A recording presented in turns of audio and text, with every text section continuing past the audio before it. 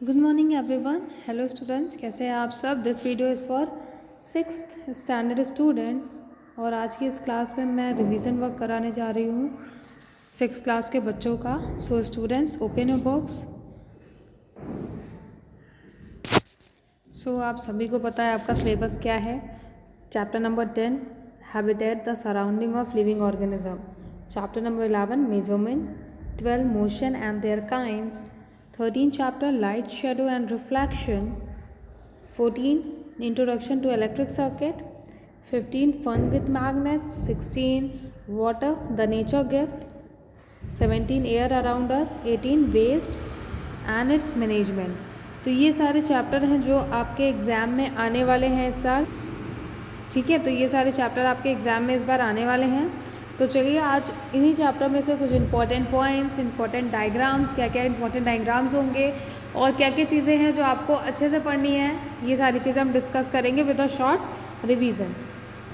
सो सबसे पहला चैप्टर आ जाता है आपका habitats the surrounding of living organism. मैं एक चीज़ बता दूँ, एक्सरसाइज में अगर आप लोग आ जाइए तो आपको tick the correct option, multiple choice question तो पूरे लर्न करने हैं हर चैप्टर के। मैच द फॉलोइंग भी आपके क्वेश्चन पेपर में इस बार दिया हुआ है, तो मैच द फॉलोइंग भी आप लोग अच्छे से पढ़ लीजिए। फिल इन द ब्लैंक्स भी आपको पढ़ने ही पढ़ने हैं, ठीक है। फिर बात आती है question answer and long question answer. तो इस चैप्टर में से लॉन्ग क्वेश्चन आंसर कौन कौन से इंपॉर्टेंट है मैं आपको बता दे रही हूँ। इस चैप्टर में लॉन्ग क्वेश्चन में question number first is important, question number 5 is important, ठीक है। बाकी सारी चीज़ें जो यहाँ पे दी हुई है ये सब आपको पूरा पढ़ना है, ये सब आप लोग पूरा पढ़ेंगे, सारी चीज़ें इंपॉर्टेंट है। और लॉन्ग आंसर में मैंने बता दिया। फिर यहाँ पे आपकी बुक में 2 डायग्राम मेंशन है, web leg of frog and body shape of fish. तो ये 2 डायग्राम उतने इंपॉर्टेंट नहीं है because it is related to animal. मैंने आपके डायग्राम इंपॉर्टेंट सेक्शन से दिया है जो आगे के चैप्टर में मेंशन है, ठीक है। तो आगे हम नेक्स्ट चैप्टर में चलते हैं। नाउ नेक्स्ट चैप्टर आ जाता है आपका मेजरमेंट्स। तो मेजरमेंट्स में सारी चीज़ें कहीं ना कहीं इंपॉर्टेंट है क्योंकि ये चैप्टर भी काफ़ी अच्छा था। तो इस चैप्टर में आप लोग को वही चीज़ मैं फिर से कहूँगी, मल्टीपल चॉइस क्वेश्चन तो आपको हर चैप्टर में पूरे पढ़ने हैं। फिल इन द ब्लैंक्स भी आपको पूरा पढ़ना है। ट्रू फॉल्स क्योंकि एग्ज़ाम में नहीं दिया है मैंने क्वेश्चन पेपर में, तो आप लोग एक बार उसे ठीक है देख सकते हैं, समझ सकते हैं, ठीक है। हो सकता है आपका true falls in the form of MC multiple choice question आपके आ जाए, तो आपको आंसर तो पता होना चाहिए। Now answer each in a few words में आप सारे क्वेश्चन पढ़ेंगे, छोटे आंसर्स हैं ये भी पढ़ ही लेंगे, ये भी इंपॉर्टेंट है। Now answer each in 5-6 sentences में आपको कौन सा करना है कौन सा नहीं करना है ये मैं बता दे रही हूँ। इन दिस चैप्टर आपको क्वेश्चन नंबर 4 इम्पॉर्टेंट है, ठीक है, और क्वेश्चन नंबर 3 भी इम्पॉर्टेंट है। Now come to the next chapter.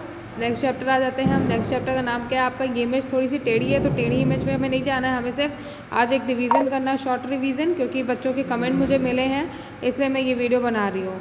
तो आपका चैप्टर नंबर 12 का नाम है motion and their kinds. Students, इसमें मल्टीपल चॉइस क्वेश्चन आपको पूरे पढ़ने हैं, वो भी अच्छे से पढ़ने हैं। And leave a comment in a comment box कौन कौन फुल मार्क्स लेके आने वाला है इस बार के एग्जाम में, okay. Now fill in the blanks भी आपको पूरे ही पढ़ने हैं। ट्रू एंड फॉल्स भी आप लोग पढ़ लीजिए। नाउ बात आती है जब फ्यू वर्ड्स सी तो 1 वर्ड आंसर है, यहाँ पे भी आप पूरे ही आंसर पढ़ लीजिए। फिर लॉन्ग क्वेश्चन आंसर की बात करें तो इसमें से मैं कुछ इंपॉर्टेंट क्वेश्चन बताऊँगी आपका। Question number 1 and question number 3 is important,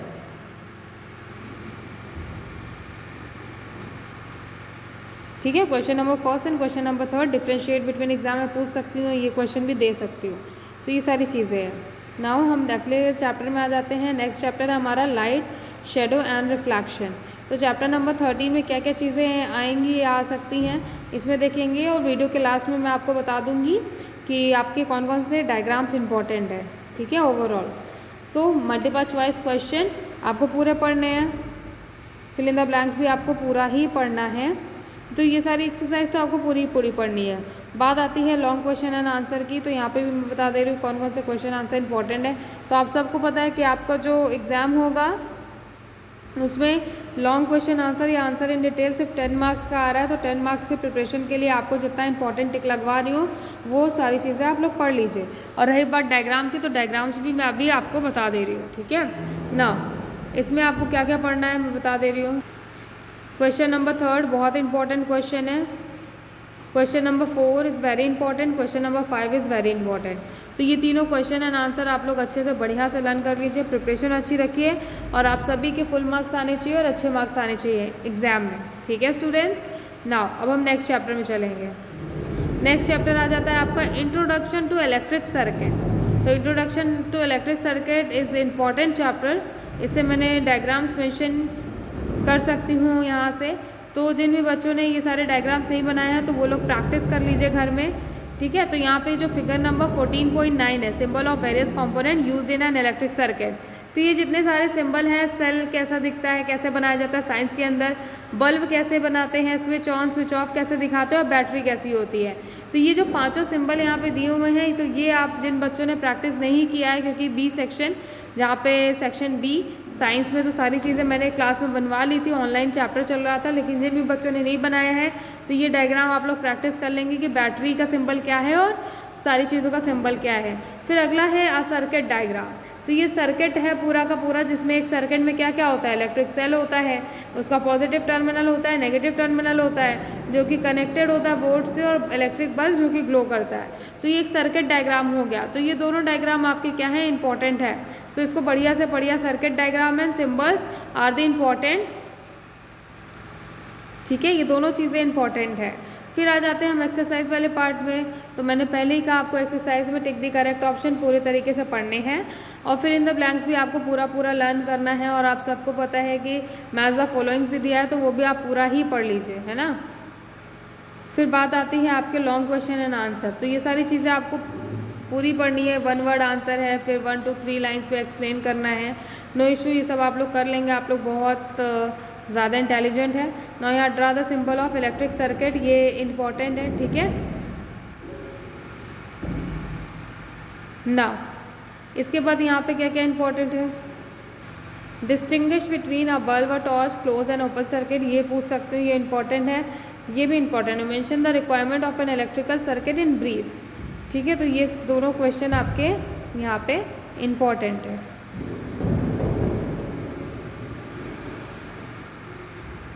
question number first, मुझे अभी याद है, क्वेश्चन नंबर फर्स्ट भी आपका इंपॉर्टेंट है। तो जहाँ जहाँ मैंने टिक लगाया है, ये सारे क्वेश्चन आपके इंपॉर्टेंट हैं, इनको बढ़िया से अच्छे से बढ़िया से लर्न करिए। और आप लोग इस टाइम घर पे हैं तो घर पे आराम से आप लोग डायग्राम प्रैक्टिस करिए, जो जो डायग्राम मैं बताती जा रही हूँ, और डायग्राम प्रैक्टिस करके अच्छे से एग्जाम में अच्छे मार्क्स लाने की कोशिश करिए। नाउ चैप्टर नंबर 15, जिसका नाम है फन विथ मैग्नेट्स। तो यहाँ पे आपने देखा था कि मैग्नेट्स किसते, आर्टिफिशियल मैग्नेट्स मोस्टली 5 तरीके के होते हैं।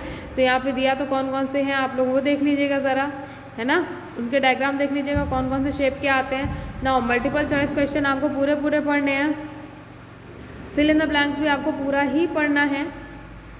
फिर उसके बाद बात आती है मैच द फॉलोइंग, ये भी आपको पूरा ही पढ़ना है। ठीक है, 1 वर्ड आंसर भी पढ़ लीजिए, शॉर्ट आंसर भी पढ़ लीजिए।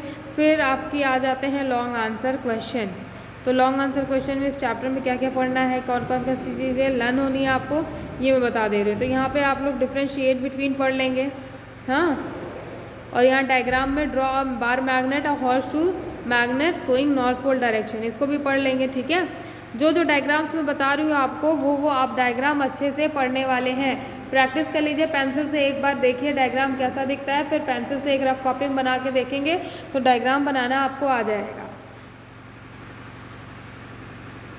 और आप क्वेश्चन नंबर 3, ये भी इंपॉर्टेंट है, explain the proper way of storing bar magnet. तो ये क्वेश्चन आपके इस चैप्टर में इंपॉर्टेंट है। नाउ नेक्स्ट चैप्टर में आ जाते हैं। नेक्स्ट चैप्टर आपका वाटर द नेचुरल गिफ्ट। तो आप सबको पता है, पहली बात तो ये चैप्टर जनरली बहुत इंपॉर्टेंट था, क्योंकि आप सबको पता होना चाहिए हमें वाटर कैसे कंजर्व करना है, हमें कम से कम पानी का यूज़ करना है, पानी को वेस्ट नहीं करना है। तो इस चैप्टर में एक डायग्राम है जो मोस्ट इंपॉर्टेंट है, वो है वाटर साइकिल। तो ये जो वाटर साइकिल का डायग्राम है, ये सबसे ज़्यादा इंपॉर्टेंट है आपके सारे डायग्राम्स में। तो इसको आप अच्छे से प्रैक्टिस करिए, आप लोग अच्छे से दिखाने वाले हैं एग्जाम में। आपको क्या करना है, बहुत अच्छे से मेंशन करना है। यहाँ पे देखेंगे ये रिवर है, रिवर से एवापोरेशन हो रहा है, यहाँ प्लांट से क्या हो रहा है, ट्रांसपिरेशन हो रहा है। तो जब भी आपको डायग्राम बोला जाएगा कि draw a well labelled diagram, well labelled diagram में क्या होता है, अगर आप डायग्राम खाली बना देते हैं तो आपको मार्क्स नहीं मिलेगा। आपको क्या करना है, डायग्राम के साथ साथ में यहाँ जितनी भी चीज़ें लिखी है लाइक एवापोरेशन, ट्रांसपिरेशन, कंडेंसेशन, यहाँ प्रेसिपिटेशन, ठीक है, फिर इन्फिल्ट्रेशन, कलेक्शन और प्लांट अपटेक, तो ये सारी चीज़ें आपको बनानी है और ये एरो के साथ बनानी है, तभी आपको पूरे मार्क्स मिलेंगे, ठीक है। तो वाटर साइकिल वाले डायग्राम को आप लोग बढ़िया से प्रैक्टिस कर लीजिए घर में। फिर बात आती है एक्सरसाइज वाले पार्ट की, तो फिर से बता दूँ एक्सरसाइज में आपको सारी चीज़ें लर्न करनी है, मल्टीपल चॉइस क्वेश्चन आपको पूरा लर्न करना है, फिल इन द ब्लैंक्स आपको पूरे तरीके से लर्न करना है, answer each in few words learn करना है और 1 और 2 वर्ड्स वाले भी याद करने हैं ना। इस चैप्टर में लॉन्ग क्वेश्चन एंड आंसर में कौन कौन से क्वेश्चन आंसर इंपॉर्टेंट है, लेट्स सी। अगर मैं बात करूँ तो यहाँ पे question number first, explain any 2 source of water, this is important point, and explain the water cycle in details, this question is also important।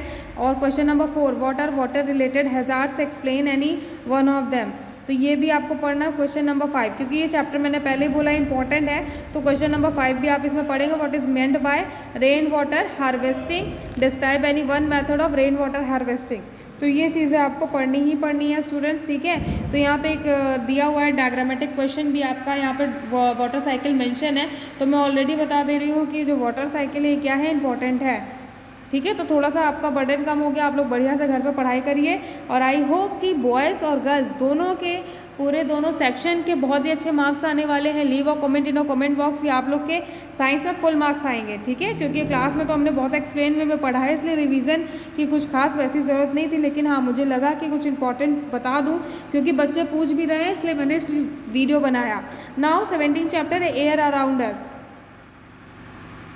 तो इस चैप्टर में क्या क्या चीज़ें इंपॉर्टेंट है, तो इस चैप्टर में एक्सरसाइज तो पूरी इंपॉर्टेंट है, जो कि मैं बार बार बता चुकी हूँ, इसलिए मैं अभी फिर से नहीं बताऊंगी।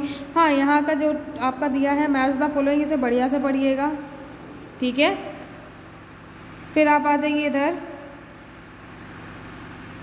लॉन्ग क्वेश्चन आंसर में क्या क्या इंपॉर्टेंट है।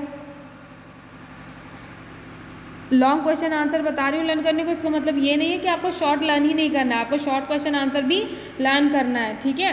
तो आपके लॉन्ग क्वेश्चन आंसर में कौन कौन से क्वेश्चन इंपॉर्टेंट है, डायग्राम में फर्स्ट वाला इंपॉर्टेंट है, draw the pi diagram of explain the composition of air, तो दिस क्वेश्चन इज इम्पॉर्टेंट, ठीक है। इस डायग्राम को आप लोग प्रैक्टिस कर लीजिए ना। और यहाँ पे क्या इंपॉर्टेंट है,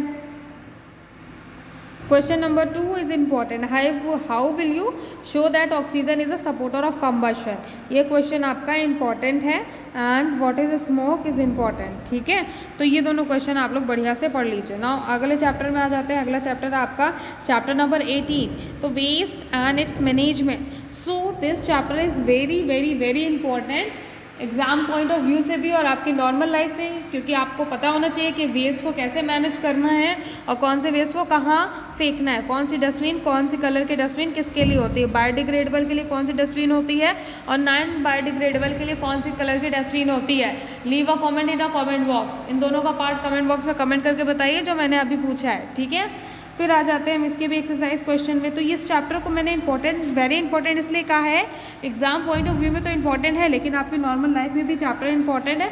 आपको पता होना चाहिए कि हमें लाइफ में जो हमारा कचरा है, कूड़ा है, उसे कहाँ फेंकना है, कौन सी डस्टबिन में फेंकना है ना, और हमें किस चीज़ को कैसे डिस्पोज करना है, राइट। तो सारी चीज़ें हमें पता होंगी तो हमारा जो इन्वायरमेंट है, हमारा जो घर है, हमारे घर के आसपास का एरिया है, वो क्या रहेगा, क्लीन रहेगा। और जितना ज़्यादा क्लीन रहेगा हम उतने ज़्यादा क्या होंगे, हेल्दी होंगे। तो आपको क्या करना है, ये सारे रूल्स फॉलो करने हैं जो इस चैप्टर में आपके टीचर ने आपको पढ़ाए हैं। तो टिक दी करेक्ट ऑप्शन इसमें इंपॉर्टेंट है, फिल इन द ब्लैंक्स, तो सारे इंपॉर्टेंट, ये सब तो आपको पूरा पढ़ना है, तो इसमें कुछ बात ही नहीं है, ठीक है। तो फिर यहाँ पे डिफाइन बायोडिग्रेडेबल वेस्ट, ठीक है, इंपॉर्टेंट है। फिर आ जाते हैं हम लॉन्ग क्वेश्चन एंड आंसर में। तो यहाँ पे क्या क्या चीज़ें इंपॉर्टेंट है, लेट्स सी। पहले पेन सेलेक्ट कर लेते हैं। तो यहाँ पे question number first, what is waste, explain the component waste with example और differentiate between composting and vermicomposting. What steps should we take to minimize the overuse of plastic? तो these 3 question is important in this chapter। और आपको science में मैंने 6th class में AB both section में sample paper भेजे हुए हैं, तो वो सैम्पल पेपर प्रैक्टिस पेपर है, उसके सारे क्वेश्चन इंपॉर्टेंट है, कहीं ना कहीं उसमें से 2-4 क्वेश्चन ज़रूर एग्जाम में मेंशन है, तो उसको आप लोग प्रैक्टिस कर लीजिए, ओके। सो आज की क्लास हमारी यहीं पे एंड होती है। Thank you.